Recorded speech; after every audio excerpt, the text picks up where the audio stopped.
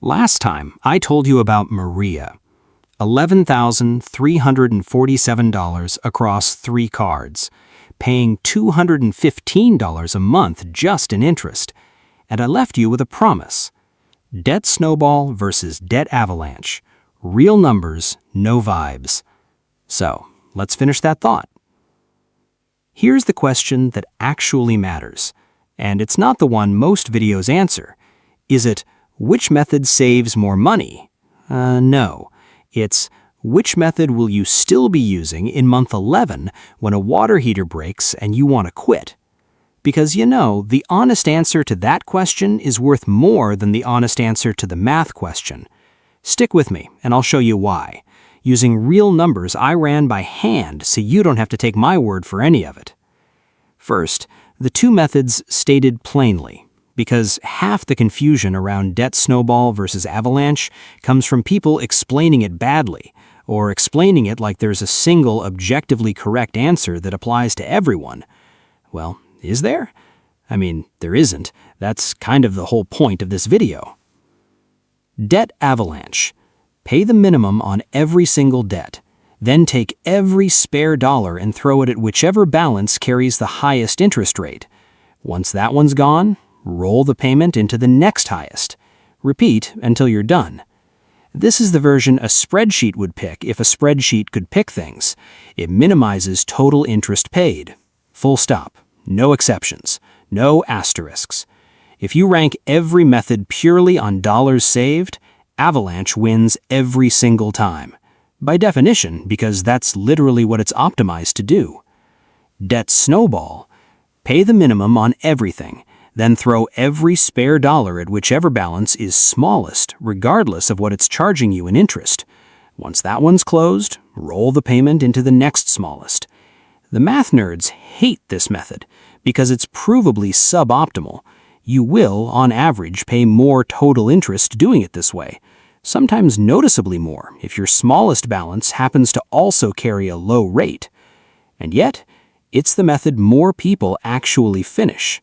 Why is that? That contradiction is the whole video. So let's run it with real numbers, using 2 people carrying almost identical debt loads. Because I think the side-by-side is where this actually clicks in a way that abstract percentages never quite do. Meet James and Priya. Both owe $9,600, split across 3 cards. Both have $400 a month to throw at debt after minimums. Same total balance, same monthly firepower, same starting line. I picked these 2 specifically because their numbers are close enough that neither method has an obvious head start. James cards, Card A, $1,200 at 26% APR, Card B, $3,400 at 19% APR, Card C, $5,000 at 22% APR. Priya has the same 3 balances and rates. I'm not changing the numbers between them. That's the point of doing it this way. Same debt, same math, 2 different orders of attack. So the only variable that changes is the sequence. James goes Avalanche. He ranks by rate, Card A at 26% first, then Card C at 22%, then Card B at 19%. He pays minimums on B and C and dumps his $400 into Card A. Priya goes Snowball. She ranks by balance, Card A at $1,200 first, which happens to also be the smallest, then Card B at $3,400, then Card C at $5,000. Same starting card for her, too, just for a different reason, which is worth noting, because sometimes people assume Snowball and Avalanche always start on different cards. Do they? Not always. Sometimes your smallest balance and your highest rate are the same card, and both methods agree on the opening move. Here's where it gets interesting, because for both of them, month 1 looks identical. Same card gets attacked, same payment goes out, same minimums get paid on the other 2. The paths only start diverging once Card A is paid off, which happens for both of them around month 3, give or take a few dollars depending on exactly how the minimum payments were calculated. After card A closes, James rolls his payment into card C, the 22% balance, because that's now his highest rate. Priya rolls hers into card B, the $3,400 balance, because that's now her smallest. From this point on, they're running different races on the same track, and this is where the two totals actually start to pull apart. Run the full amortization out, and I did, month by month, not just estimating with a rough formula, and here's what falls out the other end. James, going Avalanche, is debt-free in 22 months and pays a total of $1,840 in interest across the whole payoff. Priya, going Snowball, is debt-free in 23 months and pays $2,050. So Avalanche saves James about $210 and shaves roughly a month off the timeline. Now, if you stopped the video right there, Avalanche looks like the obvious answer. $210 isn't nothing, and a month sooner is a month sooner. Case closed, right? Except that's the version of this story that assumes both James and Priya actually stick with the plan for 22 to 23 months straight without missing a beat, without doubt creeping in, without a single month where they think about giving up. And that assumption is where almost every debt payoff video I've seen quietly cheats, because it treats the human holding the spreadsheet as a constant when the human is actually the whole variable. I mean, a survey of people using structured debt payoff plans found something that should reframe this whole conversation. Methods built around early, fast wins had meaningfully higher completion rates than methods that front-loaded the largest or highest interest balances first. Why? People don't abandon debt plans because the math stopped working. They abandon them because 8 months in, nothing feels like it's happening, and quitting feels reasonable. The math never breaks. The motivation does. Think about what month 3 actually feels like for each of them, because this is where the psychology lives. James closed card A, his smallest balance, coincidentally, and now he's staring down a $5,000 card at 22%, which is by far his biggest number. His progress bar, if you drew one, just got a lot longer looking, even though technically he's making the objectively smarter move. He knows he's doing the right thing on paper, but the right thing on paper doesn't necessarily make month 5 feel any less of a slog. Priya, on the other hand, closed her smallest card too, but her method was built to keep closing small things. Her next target is $3,400, not $5,000. She gets another visible win sooner, another statement that says 0, another account closed, another small dopamine hit that tells her brain the plan is working. That feeling isn't a bonus feature. It's arguably the entire engine that keeps Snowball users going when the math would predict they should quit. This is the part that debt payoff spreadsheets can't capture, because a spreadsheet doesn't get tired. A spreadsheet doesn't have a moment in month 8 where the balance still feels enormous and the motivation to keep going quietly evaporates. You do. I do. Everyone does.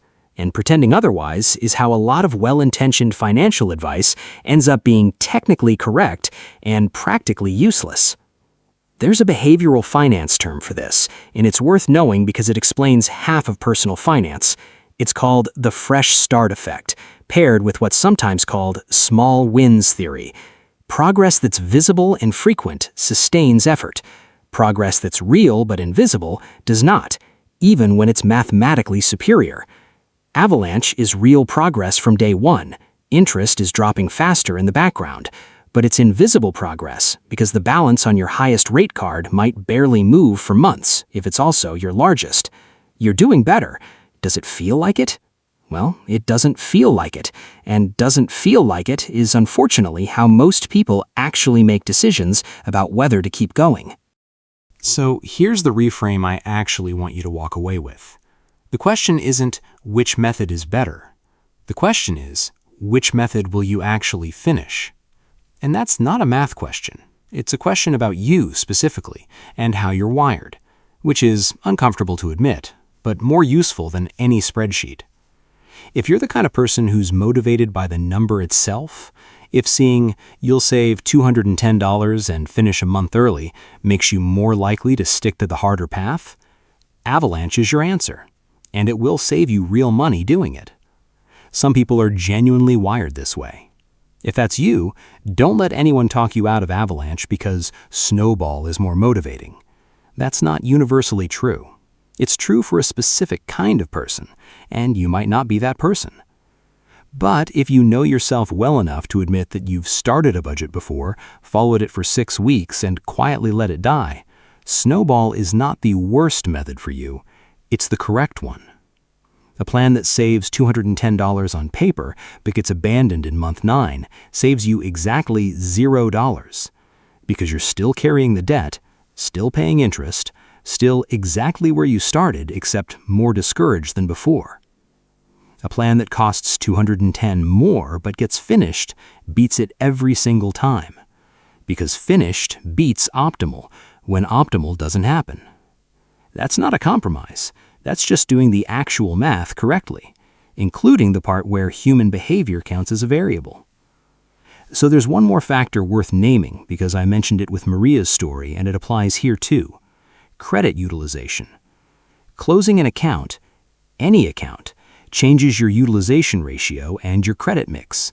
And sometimes closing the smallest card first moves your score faster than the math optimal path would, depending on how your limits are distributed across cards. It's not the main reason to choose Snowball, but if your credit score matters to you in the near term, maybe you're planning to apply for a mortgage or a car loan soon, it's worth running your own numbers on which card, closed first, actually helps your utilization most. Sometimes that's the smallest balance. Sometimes it's the one closest to its limit. They're not always the same card, and it's worth 5 minutes with your actual statements to check before you commit to an order. If you want a version that splits the difference, there's a hybrid a lot of financial planners actually recommend, and almost nobody talks about on YouTube. Rank your debts by rate, like Avalanche, but if 2 balances are within a few percentage points of each other, let the smaller one go first for the psychological win. You're not sacrificing much interest by doing that, and you're buying yourself a faster first close. James's card C at 22% and card A at 26% aren't that close, so pure Avalanche made sense for him. But if his rates had been 23% and 24% instead, tackling the smaller balance first would have cost him almost nothing in extra interest, while still giving him an early win. That gap, a few points of interest, is usually where the hybrid approach earns its keep. When rates are close, let psychology break the tie. When rates are far apart, let the math lead. Okay, here's the 2-minute version of how to actually pick using your own numbers instead of James and Priya's, because their situation isn't yours, and the specific dollar amounts here matter less than the process. Step 1. List every balance and every rate side by side. Not from memory. Pull the actual statements. People consistently underestimate how much they owe when they're going off memory, and the gap between the number in your head and the number on the statement is usually where the anxiety lives. Step 2. Calculate the total interest difference between full Avalanche and full Snowball for your specific numbers. There are free calculators for this. You don't need to do it by hand as I did for this video. If the gap is small, under a few $100s total, the way it was for James and Priya, the psychological win from Snowball is almost certainly worth more to you than the savings from Avalanche. If the gap is large, say over $1,000 because one of your rates is dramatically higher than the others, that changes the calculation. Avalanche starts to earn its keep even for someone who'd otherwise prefer the motivation of Snowball. Step 3. Be honest about your own track record. Have you finished financial plans before, or have you started several and let them fade a few months in? That answer matters more than the interest math does, because the method you abandoned costs you infinitely more than the method that's merely not optimal. Nobody's grading you on this. It's just information you need to pick correctly. And step 4, the one nobody puts in these breakdowns, whichever method you pick, call your card issuers and ask for a lower rate, the way Maria did. That move helps both methods equally, and it's the single highest leverage 5 minutes you can spend on this whole plan, regardless of which order you pay things off in. It doesn't care whether you're Team Snowball or Team Avalanche, a lower rate makes every single month of either plan a little easier. James finished in 22 months. Priya finished in 23. Both of them are debt-free right now, which puts them both ahead of everyone else still deciding which spreadsheet template to download. The month between them matters a lot less than the fact that neither of them quit.